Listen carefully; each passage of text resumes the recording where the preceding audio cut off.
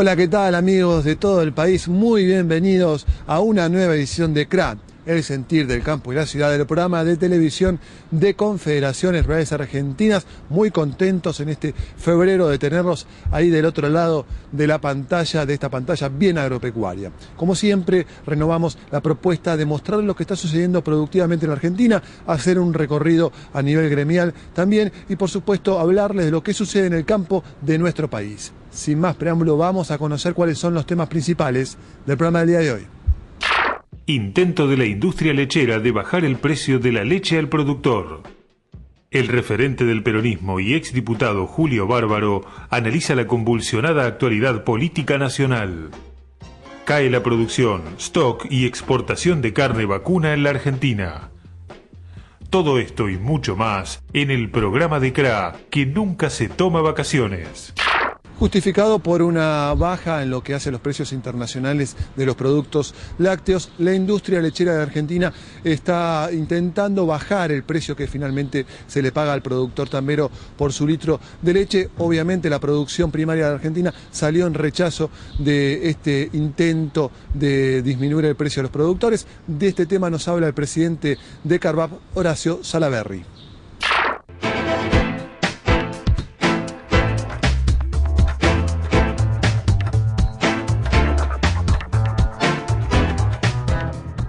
La visión que nosotros tenemos y los cálculos económicos que hemos hecho en Carvap, en la Comisión de Lechería, indican que y en CRA, en la última reunión que hubo, indican que de ninguna manera se puede retrotraer el precio en tranquera. En realidad hoy algunos estudios dan 10 centavos abajo del precio en tranquera. Seguramente estos meses pasados por ahí, con un incremento de la producción, uno nivela litros con valor.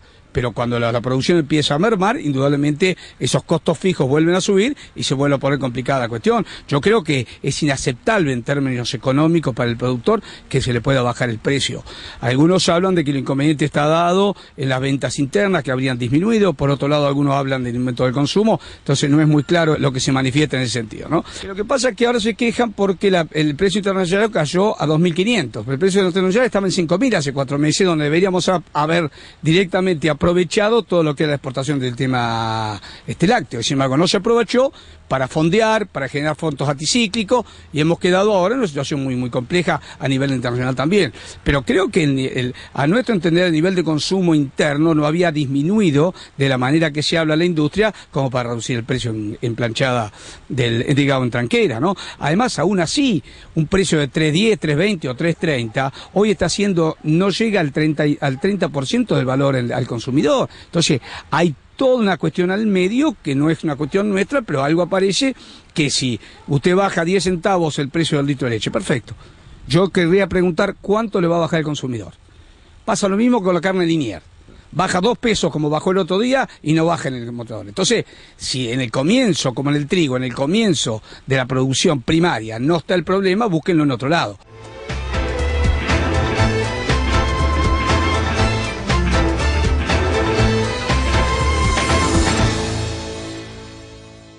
Estamos viviendo sin lugar a dudas momentos institucionales de la Argentina muy particulares y que pueden llegar a marcar un antes y un después. Acerca de lo que está sucediendo actualmente en la Argentina a nivel político, a nivel institucional, nos habla uno de los consultores más especializados en temas políticos, el ex diputado y también referente del peronismo a nivel nacional, Julio Bárbaro.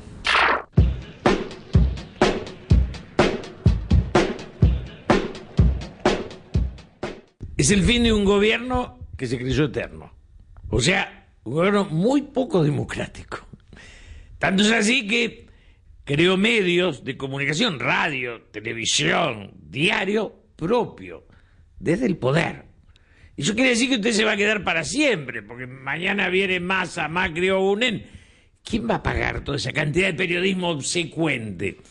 ¿No? Va a haber un 6, 7, 8 del que gane. Digo, una irracionalidad. Y un gobierno donde la autoridad de la presidenta fue tan dura que los ministros se fueron desdibujando, fueron perdiendo el derecho a hablar. No digamos los senadores y los diputados que ya quedaron convertidos en seres secundarios. Yo fui diputado con Perón. Ser diputado era la rebeldía, la libertad de palabra. Un diputado que levanta la mano y espera que la presidenta le diga lo que tiene que decir es la destrucción. Además, una presidenta Digo, Perón había leído La vida paralela de Plutarco. Yo no sé cuánto derecho leyó Cristina, pero cuando la escucho no me conmueve. Creo que ese autoritarismo decae y se refugió en los servicios de informaciones.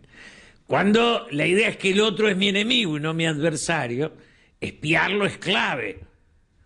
Es atroz. Convirtió Milani, es el ejército, convertido en instrumento de inteligencia. Entonces, ¿qué veo? Y veo una decadencia de la democracia. El gobierno es triste y los argentinos, de una vez por todas, tenemos que decir, vamos a enamorarnos de la política. No se puede seguir siendo apolítico.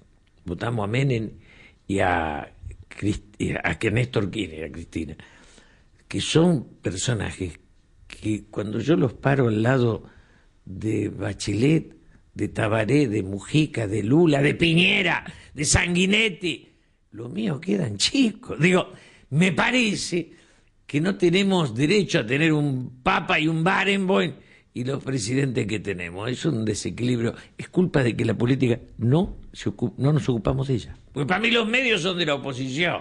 Cuando el gobierno, con la plata del Estado, aunque sea una intendencia, pone un medio para agredir a los opositores, eso ya perdió la libertad, perdió la democracia y volvió a la dictadura.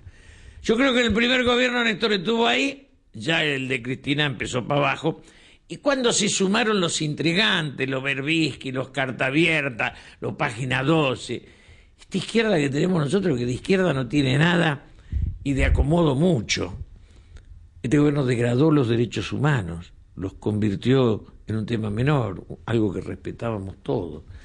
Me parece que el último de este gobierno, ya de Cristina, es el final, es una cosa donde ya no hablan ni los ministros. Usted vio, no pasa lo de Neymar, se quedan todos en silencio esperando que le bajen línea. Yo digo, me pareció también lo de Tayana, porque tan poquito cuando dijo, si yo estaba en París hubiera ido como canciller, como diciendo, basta muchachos, alguna vez uno es un ser humano que no pide permiso para vivir, ¿no? Y lo digo de Timerman, que en otra vida fue mi amigo y que hoy creo que no merece mi respeto.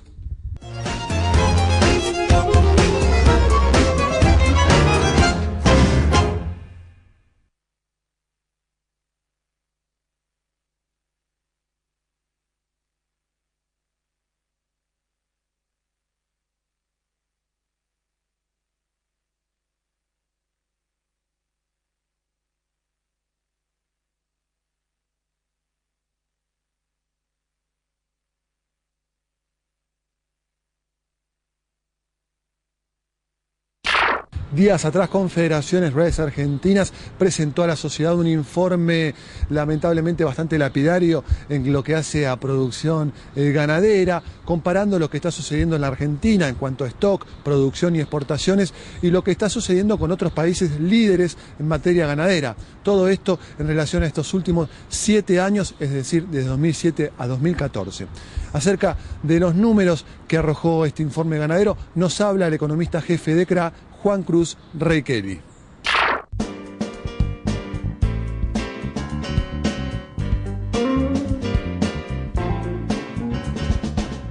Nosotros realizamos un balance de los últimos 7 años en materia ganadera, lo que ha sido las principales variables, tanto en lo que es stock, producción, exportaciones, consumo y demás variables.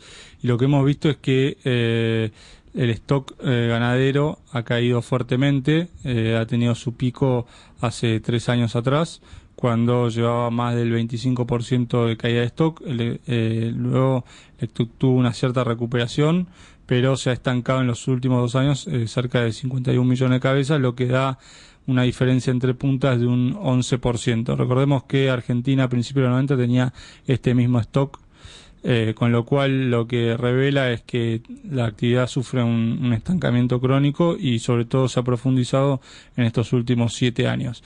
Para verlo de otra forma, este estancamiento, países del continente que hasta tenían mucho menos tecnología, como es el caso de Uruguay y el caso de Brasil, de Paraguay, han sufrido incrementos importantes. En el caso de Paraguay, más del 40% del stock ha crecido, y eso básicamente tiene que ver con las políticas de Estado que que ha planteado Paraguay para este sector. Ha querido participar en el mercado mundial, incrementando su oferta y a su vez incorporando tecnología. Recordemos que la mayor parte de la tecnología de Paraguay, sobre todo en lo que es genética, ha sido incorporada desde Argentina. O sea que Argentina ha exportado no solo genética, sino know-how, conocimiento, y el mismo podría haber sido aplicado acá y haber liderado a Argentina, digamos, lo que es el comercio mundial de carnes.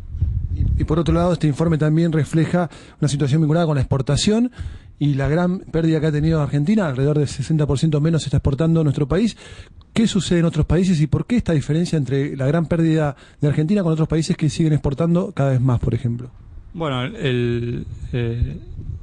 digamos, el comportamiento del stock ha tenido mucho que ver también con lo que ha sido el comportamiento de las exportaciones y las regulaciones que se fueron aplicando a lo largo de estos últimos 7 años. Recordemos que esto en realidad comienza a principios del 2005, cuando comienzan a incrementarse los derechos de exportación, que pasan del 5 al 15%, elevando la presión impositiva.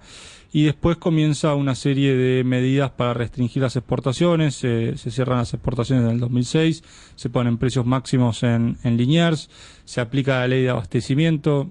Sabemos que desde el sector oficial se dice que la ley de abastecimiento no aplica a los productores, a las empresas pymes. Sabemos que la gran mayoría de las empresas del agro son pymes familiares y, sin embargo, a través de la aplicación de la ley de abastecimiento sobre el mercado de Liniers, lo que fue es un efecto negativo sobre las cotizaciones que reciben estas empresas, en su gran mayoría familiares. Y eso lo que terminó generando es un gran desincentivo a la inversión, a una liquidación muy fuerte del stock, como mencionamos anteriormente, y eso tuvo su correlato en el volumen de exportaciones, que cayó fuertemente. Argentina llegó a superar los 700.000 toneladas de carne allá por el año 2005-2006, y en este último año cerró cerca de las 190.000 toneladas de carne. Esto muestra una contracción mayor al 60% en el volumen exportado.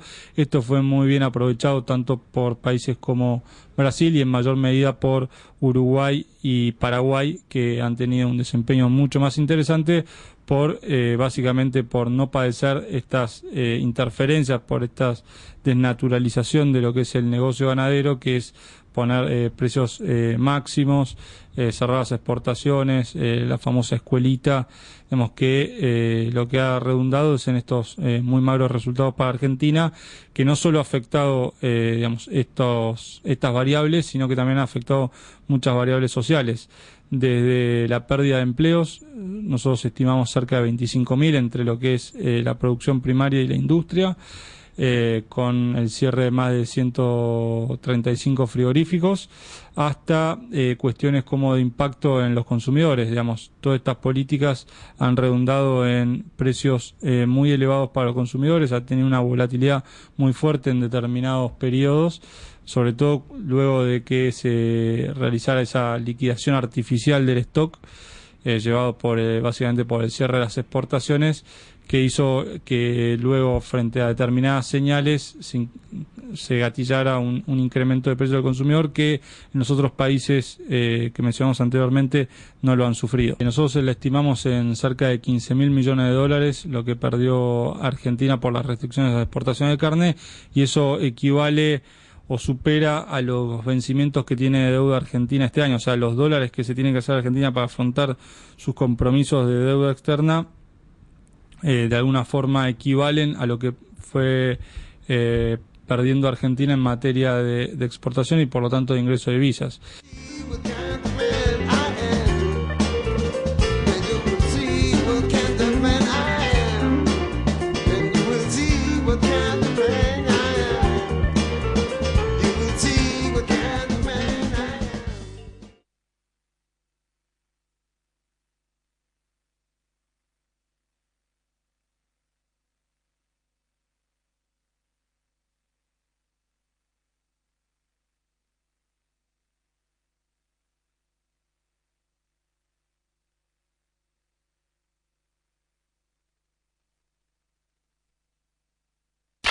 La oratoria, la comunicación y por supuesto los aspectos ligados a la negociación son sin lugar a dudas circunstancias fundamentales que se dan en cuanto a las relaciones empresariales y que tienen que ver también con esto de mejorar las relaciones comerciales, políticas entre distintos actores de las cadenas productivas de la Argentina. Acerca de cómo se trata de negociar bien y cuáles son los aspectos que hacen y distinguen a un buen negociador del otro, nos habla Martín Brindisi, él es especialista en negociación de Ciara.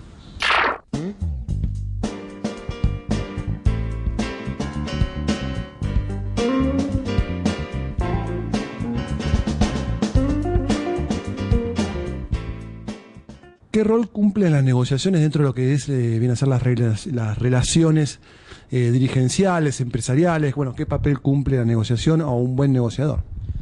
Bueno, creo que tiene un papel importantísimo. En general, sobre todo voy a hablar del sector y de lo que son las relaciones institucionales. Los distintos eslabones que conforman la cadena están continuamente negociando. Digamos, las relaciones que se dan entre los distintos eslabones, como dije antes, básicamente son de negociación. Cada parte representa intereses distintos que muchas veces pueden ir en la misma línea y otras no, y bueno, cuando no van en el mismo sentido, ahí es donde entra a jugar la negociación, y creo que tiene un papel importantísimo. Un ejemplo reciente fue, y todavía es, con la resolución conjunta de la Secretaría de Agricultura y la Comisión Nacional de Valores, donde bueno, hubo que negociar no solo con las autoridades, sino principalmente internamente entre todas las partes que conformamos la mesa. Toda negociación tiene básicamente tres elementos, o se pueden ver tres elementos, que es el factor poder, la información y el tiempo, ¿no? Y cada uno de ellos juega su rol en toda negociación. En cualquier negociación hay relaciones de poder, digamos, sin meternos en la teoría específica de lo que es el poder. Se dan relaciones de poder. Por dar un ejemplo, yo me dedico mucho a las negociaciones sindicales. Digamos, de antemano siempre hay una parte fuerte y una parte débil. Digamos, hay que ver cuál es la fuerte y cuál es la débil. Yo creo que en general, como están dadas las cosas hoy, todo el mundo tendería a pensar que la parte fuerte de la empresaria, no sé si están así hoy por hoy, pero digamos, esas relaciones se dan. Después la información, por supuesto que el negociador tiene que estar informado, tiene que saber qué es lo que está negociando, cuál es el contexto que lo rodea, el contexto político, económico, digamos. Tiene que estar, leer los diarios, preparar las reuniones, o sea, tiene que saber sobre lo que está hablando, cuáles son sus fortalezas, sus debilidades, la del otro interlocutor. Digamos, no se puede ir a ninguna mesa de negociación sin la debida preparación. Y por último, el tiempo, que también es un factor que influye muchísimo en toda negociación, no solo en muchos casos puede servir como un condicionante, un factor condicionante, sino también hay que saber en qué momento de la negociación se hacen las concesiones, cuándo sí, cuándo no, cuándo hay que cerrar una negociación. Digamos, eso es teórico, pero realmente uno que se dedica a esto también lo ve en la práctica. Y en la práctica seguramente hay negociaciones que son blandas, otras que son duras. Bueno, ¿cuál es la diferencia entre estas? ¿Cómo puede actuar un negociador en estas circunstancias? Sí, a ver, generalmente las que nos están tocando transitar a nosotros, al sector que represento, y sobre todo en materia de negociaciones sindicales, son duras todas las negociaciones. Pero un poco hay que también saber detectar quién es el interlocutor, digamos, ¿no? Y cuáles son sus características. Y ahí es donde me parece que puede jugar si hay tipos que son más blandos o más duros que otros. Creo que el secreto está en diferenciar la cuestión personal del objeto de la negociación, ¿no? Y un poco siguiendo lo que dicen los autores de la escuela de Harvard, creo que hay que ser blando con las personas y duro con los problemas, digamos. O sea, en cualquier negociación ambas partes tienen un problema en común que tienen que resolver y frente a ese problema hay que poner toda la energía, sin dañar las relaciones interpersonales, sobre todo en negociaciones cuyas relaciones tienden a durar en el tiempo. Digamos, no es lo mismo una negociación aislada que se agota en sí misma de una negociación o de negociaciones entre personas que se van a seguir viendo y entre instituciones que van a seguir negociando.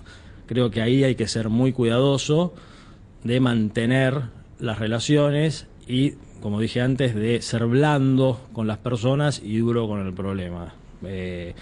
Porque si no, digamos, si siempre uno quiere ganar a costa de lo que le saca al otro, necesariamente las relaciones se terminan dañando y se perjudica, digamos, se terminan dañando y va a comprometer futuras negociaciones. Yo creo que una negociación exitosa no es solamente en función del resultado que se obtiene, digamos, se puede obtener un resultado bueno y se pudo haber dañado la relación en el medio. Desde mi punto de vista, y esto es totalmente personal, creo que el éxito de una negociación está en encontrar una solución razonable para todas las partes, donde todos algo de lo que buscaban obtuvieron y algo también tuvieron que ceder, y donde una negociación que se llevó en un clima relativamente lógico, amigable, donde nadie salió lastimado, digamos, por usar una metáfora, pero creo que ahí está el éxito, no solo en el resultado, sino también en el proceso, sobre todo en este tipo de relaciones que te comentaba antes, que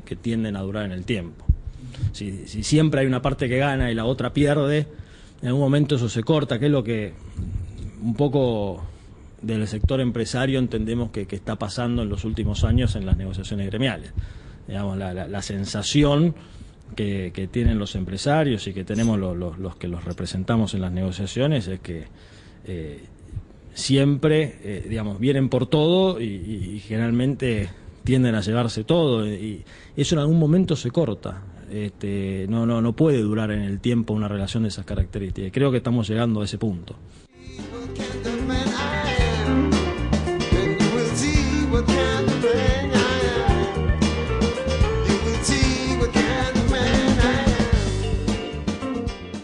Bueno amigos, estamos atravesando los últimos instantes de esta edición de CRA, el sentir del campo y la ciudad, del programa de televisión de Confederaciones Rurales Argentinas, que en este verano con mucho calor no se toma vacaciones y por supuesto redoblamos siempre la apuesta de que nos sigan viendo todos los sábados a las 12:30 del mediodía por esta pantalla de Canal Rural. Recuerden que si quieren informarse, mantenerse informados acerca de lo que está sucediendo en el campo de la Argentina, pero también lo que está sucediendo en materia gremial, pueden hacerlo ingresando a la web de Confederaciones Rurales Argentinas, que es www.cra.org.ar. Sin más, nosotros en el programa de CRA nos volvemos a ver la semana que viene. Que tengan todos una muy buena semana productiva.